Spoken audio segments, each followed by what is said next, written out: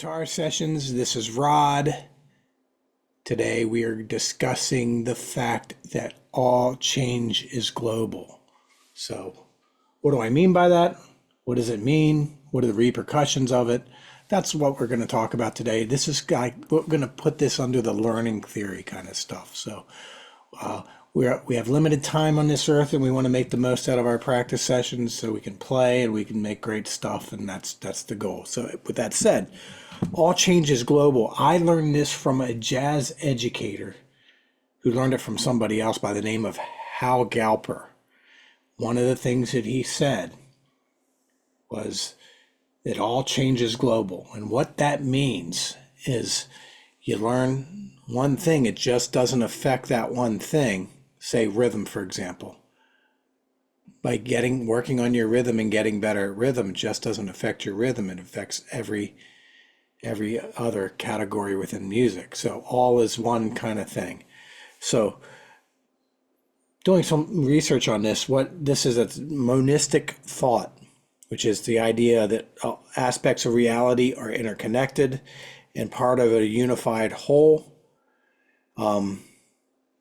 That's what that is, and it's in Taoism. It's in some strands of Buddhism, Hindu, all kinds of religion, mysticism, and all that kind of stuff. But it's actually, and I don't like woo-woo.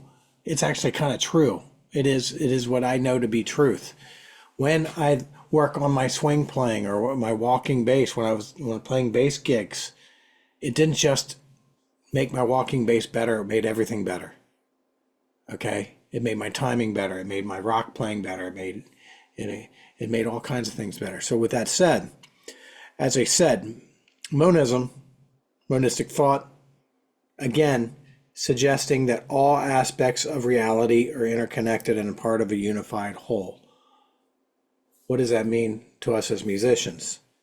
Okay, so if you master rhythm, for example, we said it's not just mastering rhythm. It makes things possible, like learning songs. Mastering rhythm means you can play with others. Mastering rhythm means you can create music, you can improvise, you can arrange. You understand how music works because rhythm is a unifying thing within music. It affects every aspect of music, mastering rhythm. Whatever it is, technique, whatever it is, affects everything else. So what we're going to do is we're going to consider 15 different things we can do and organize, that all of which are interconnected. You get better at one, it's going to make all the other things different and changey and perhaps better, but certainly changed. So first off, notes on the fingerboard. By learning your notes on the fingerboard, scales, chords, you can play in key, you can do all kinds of stuff. All right. Now, chord vocabulary is number 2.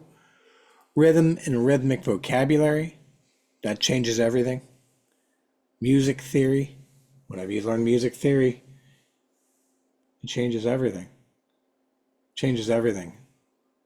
Doesn't put limits on us. It only gives us stuff that we can, it gives you an organizing thing. It's like guesswork is not how we make music. It's not by guessing at things, okay? If your doctor guessed at putting you back together when you're in the ER and because you blew your foot off for whatever reason, if you had to rely on guesswork, we'd be in very big trouble. So music theory is the same way. Ear training affects everything. Learning your scales, arpeggios, and you're learning to apply them in your improvisation affects everything. Okay? It's not just when we solo, when we work on improv, when we learn on playing in the spontaneous way. It's not just guesswork. We're not just putting our fingers on stuff that we have no idea about. It's not guesswork. Those little tools affect everything. Okay? Improvisation affects everything. Makes us better rhythm players. Makes us better learning songs, etc.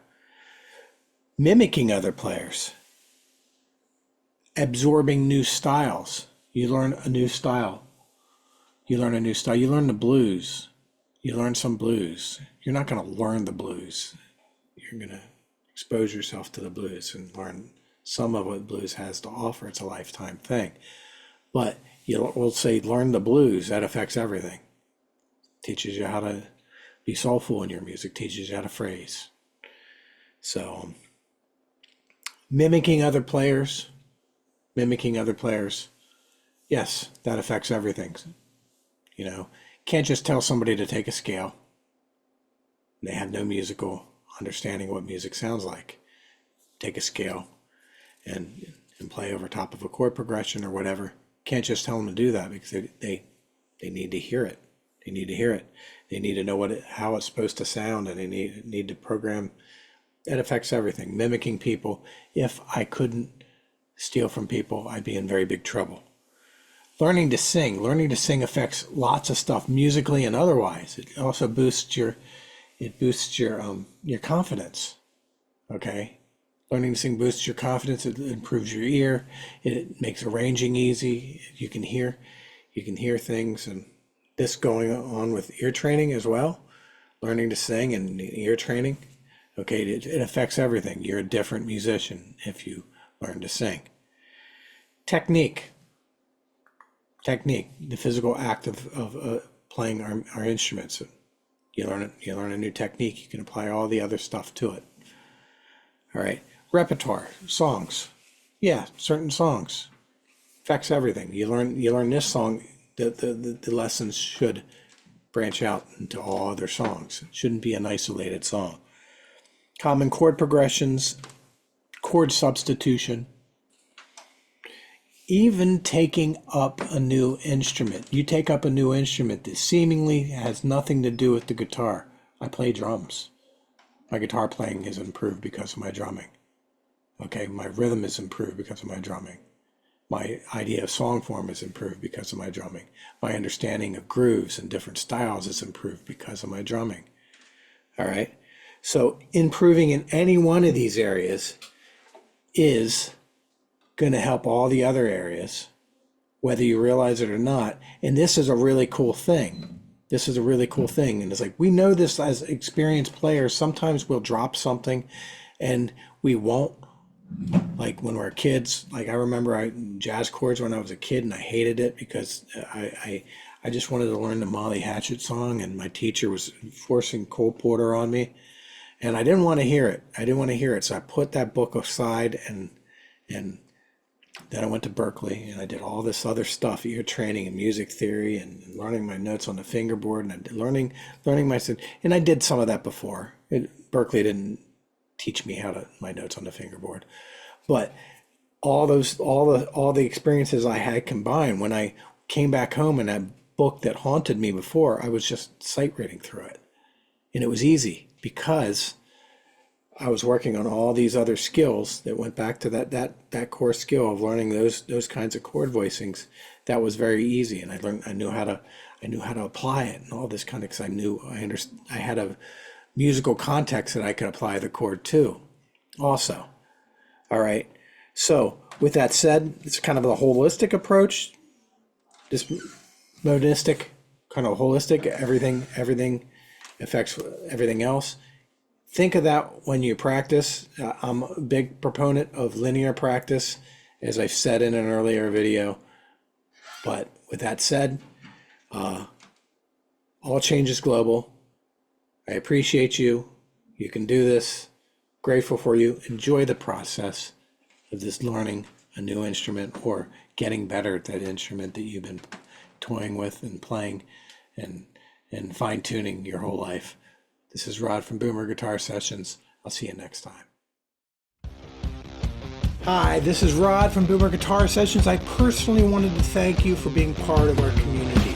If you like what we're doing here and you want to see more of it, please hit the like, subscribe, and share. And this helps me spread my musical messages to all over the world. Thank you. I appreciate you. And always remember,